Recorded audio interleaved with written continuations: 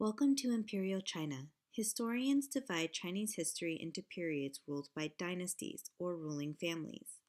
In this chapter, you will learn about China's political development under several dynasties from 220 to 1644 CE. China was first unified under an emperor in the 3rd century BCE. From the beginning, emperors needed help to rule their large country. Emperor Han Wudi, for example, once sent out this announcement. Heroes wanted a proclamation. Exceptional work demands exceptional men.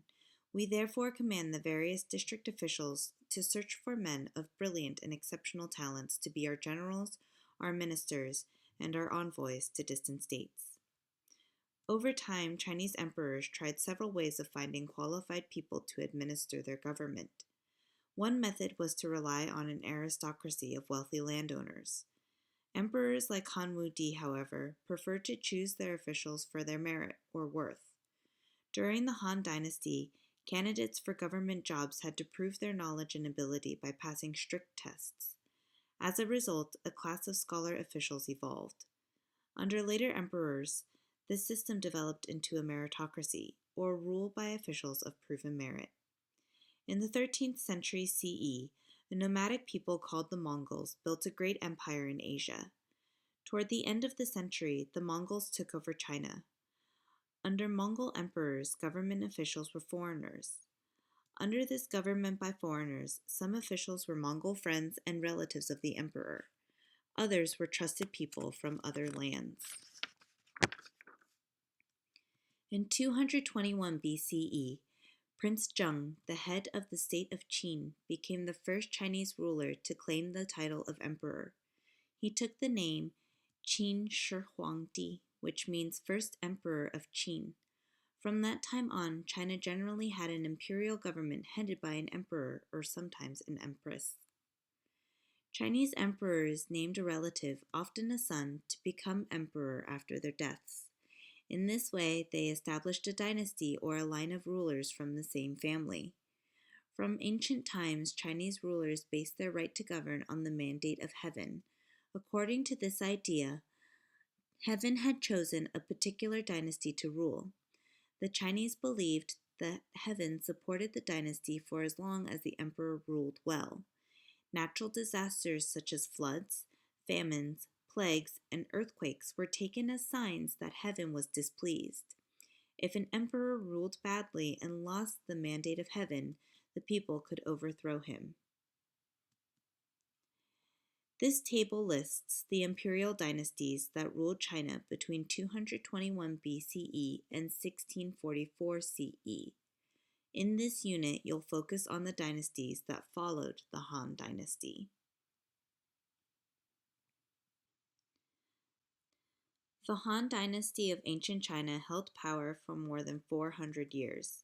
This was a golden age of expansion and prosperity for China. In 220 CE, however, the Han lost their grip on power. A long period of disunity followed. This period ended when the Sui and Tang dynasties reunified China. What happened to bring about the end of the Han rule? Like earlier emperors, the Han governed China with the help of a large bureaucracy of government officials. As long as the bureaucracy was skilled, honest, and hardworking, China prospered. By 220, however, corrupt or dishonest relatives and servants of the emperor had seized control of the government. The result was disastrous. High taxes ruined families. Workers were forced to labor for long periods of time on public projects. Bandits attacked the countryside. This led warlords to oppose the emperor and fight with one another. The government grew weak and could not protect farmers. Small farmers also suffered because they had to pay taxes and give half of everything they produced to the landlords. As they fell into debt, they had to give up their land to large landowners and work for them. At last the farmers rebelled. The Han Dynasty had lost the mandate of heaven. No new dynasty took over from the Han. Instead, China broke apart into separate kingdoms, just as Europe did after the fall of Rome. Nomadic invaders ruled the north, and several short-lived dynasties ruled the south. In 589, the northern state of Sui conquered the south and reunified China. The Sui dynasty created a new central government and ruled for 29 years. By 617, however, heavy taxes led to unrest and a struggle for power. In 618, general named Li Yuan declared himself emperor and established the Tang dynasty. Tang rulers built on the accomplishments of the Sui dynasty. They strengthened the central government and increased Tang influence over outlying areas. Under the Tang, a unified China enjoyed a period of wealth and power that lasted nearly 300 years. I would like you now to please create and attach a timeline of the establishment, breakup, and reunification of China to your Cornell Notes. Please include the most important dynasties discussed today.